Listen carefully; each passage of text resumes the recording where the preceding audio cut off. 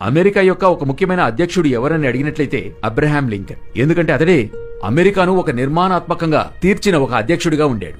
మిగతా అధ్యక్షులందరూ నిర్మాణించిన తర్వాత దాన్ని పైకి లేవనెత్తారు. ఇతనే ఒక ముఖ్యమైన అధ్యక్షుడు. సో ది బిజియెస్ట్ ప్రెసిడెంట్ అని ఆయన చెప్తుంటారు. ఒకసారి అబ్రహాం లింకన్ ని కలుసుకోవడానికి ఒక బిజినెస్ మ్యాన్ ఒక టైం అడుగుతున్నాడు, నేను మిమ్మల్ని కలుసుకోవాలని.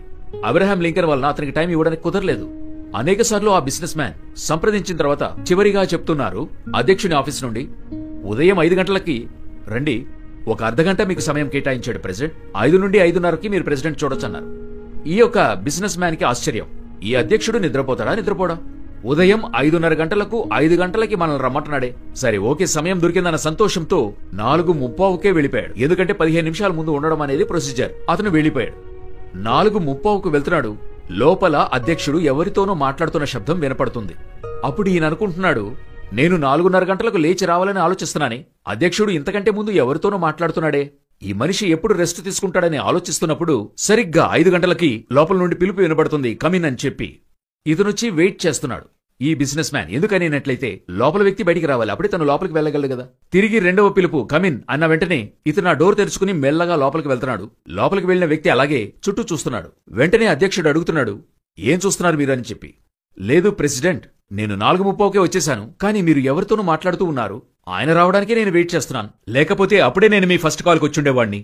అప్పుడు ప్రెసిడెంట్ చెప్పినటువంటి మాట ఏంటంటే, నేను ఉదయాన్నే 1 గంట సమయము దేవునితో మాట్లాడిన తర్వాతే మనుషులతో మాట్లాడడం అలవాటు. నేను దేవునితో మాట్లాడకుండా మనుషులతో మాట్లాడను. అలాగునున్నప్పుడు ఈ రోజు మీకు 5 గంటలకు అపాయింట్మెంట్, ఎందుకంటే మీకు ఇవ్వడానికి మరొక టైం లేదు. సో వేరే దారి లేక నేను 4 గంటల నుండి 5 గంటల వరకు దేవునితో మాట్లాడాను. నా యొక్క ప్రార్థనా సమయం 4 నుండి 5 గంటల వరకు. నా ప్రార్థన ముగించే మిమ్మల్ని పిలిచానన్నాడు. చూడండి, ఈ లోకానికి సూపర్ పవర్ అని చెప్పి ఈ నెంబర్ 1 అని చెప్తే ప్రెసిడెంటే, అమెరికన్ ప్రెసిడెంటే వరల్డ్.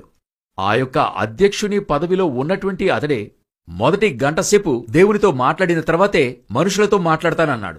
ఎందుకని అబ్రహాం లింకన్ ఈ రోజు అడిగి చూడండి, ఈ successful president of the US లో ఒక అధ్యక్షుడు ఎవరని అడిగితే అది అబ్రహాం లింకనే. అబ్రహాం లింకన్ ని గూర్చి మీరు ఒక లైను రాయకుండా అమెరికాలో హిస్టరీ ముగియదు. అటువంటి ఒక ప్రెసిడెంట్. కారణమేంటి? He walked with the God. ఉదయము లేచిన వెంటనే 1 గంట దేవునికి ఇస్తున్నాడు.